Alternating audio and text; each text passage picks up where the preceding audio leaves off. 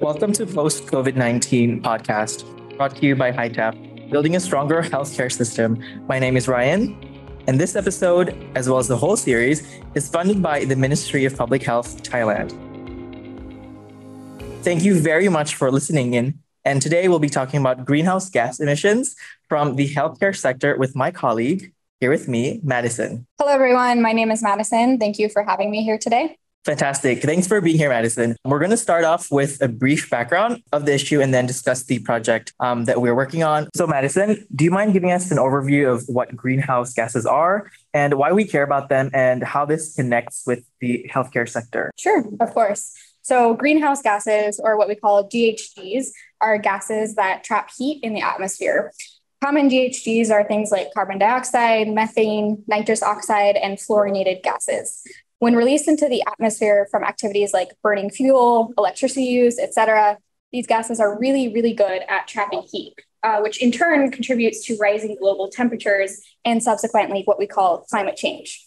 There are many different consequences to climate change. Some we see more immediately, such as increased frequency of natural disasters, rising sea levels, and more heat waves, etc., while others are a little bit less observable, although just as consequential, such as increased ocean temperature and acidity and higher extinction rates. All sectors, such as transportation, electricity, industrial production, etc., contribute to greenhouse gas emissions. This also includes the healthcare sector. So while the healthcare industry increasingly has to treat and manage diseases caused by climate change, the healthcare industry also contributes to climate change. So that's really interesting what you mentioned, the last part. So what specific activities in the healthcare sector emit greenhouse gases? Well, this is definitely a newer area of research. The available studies have shown the biggest contributors to greenhouse gas emissions in healthcare are from the supply chain. So this includes procurement of pharmaceuticals, chemicals, medical equipment, food, which are all energy intensive and emit GHGs. Other emitters of GHGs in healthcare are from water usage, electricity use, anesthetics, and travel from patients and staff. Awesome. So thanks for the overview of GHGs. And I understand that GHGs are a major contributor to climate change. And this is a really important and pressing global issue. However, I really want to know, and I'm curious to understand how the healthcare sector measures in relation to other sectors.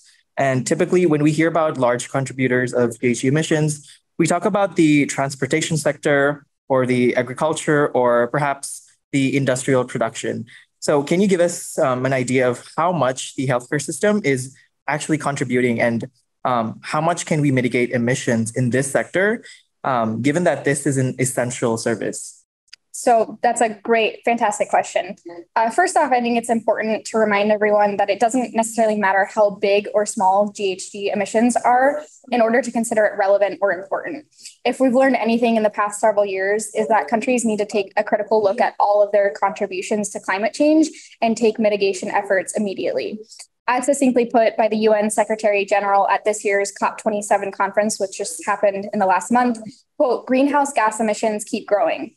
Global temperatures keep rising, and our planet is fast approaching tipping points that will make climate chaos irreversible. We are on a highway to climate hell with our foot still on the accelerator. In fact, it's projected that emissions from fossil fuel use will reach record highs this year. Countries have taken really big steps in the past few years to address climate change and make it a priority. Last year at the COP26 conference, more than 200 countries agreed to the Glasgow Climate Pact, which reaffirms commitment to keep global temperatures rise below 1.5 degrees Celsius and increased ambitions from many countries to achieve this through mitigation, adaptation, and other kinds of financing efforts.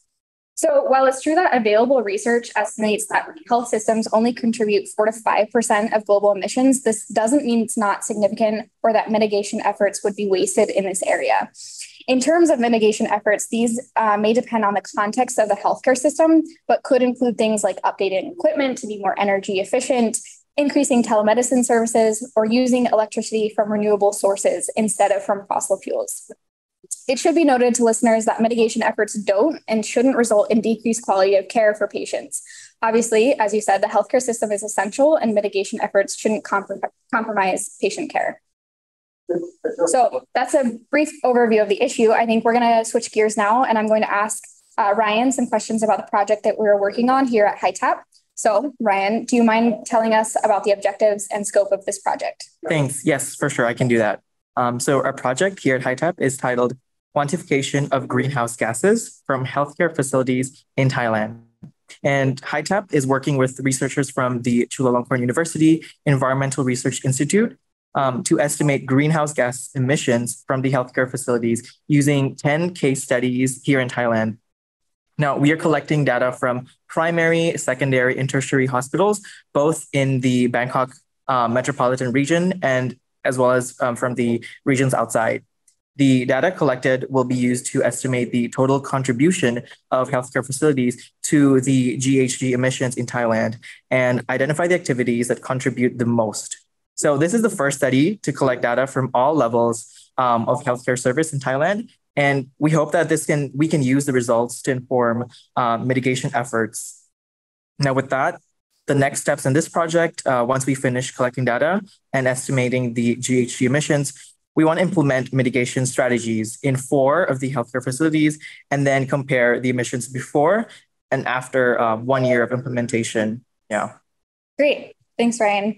I know I'm personally really excited to see the results of the study and the impact it has on policy specifically and decision-making within Thailand and hopefully in other countries as well. Everyone, be sure to follow HITAP on social media to hear more updates on this study. So Madison, I think this concludes our episode for today. I hope everyone has enjoyed. I enjoyed learning, and I hope everyone did about the importance of GHG emissions from the healthcare sector and our project scope. This is a really exciting time in this area of research. And in addition to the COP27 conference, the upcoming PMEC conference here in Thailand will focus on the intersection of health and climate change. We will be presenting our study at this conference, and we do hope to see you there. Everyone, please make sure to tune into our next episode. Don't forget to like, share, and subscribe to our channel, which is HITAP_Thailand for more insightful discussions. And I know that you won't regret. To know more of other work HITAP does, visit www.hitap.net or follow us on Twitter, Facebook, and YouTube at HITAP_Thailand. You have been listening to Post-COVID-19 podcast series brought to you by HITAP.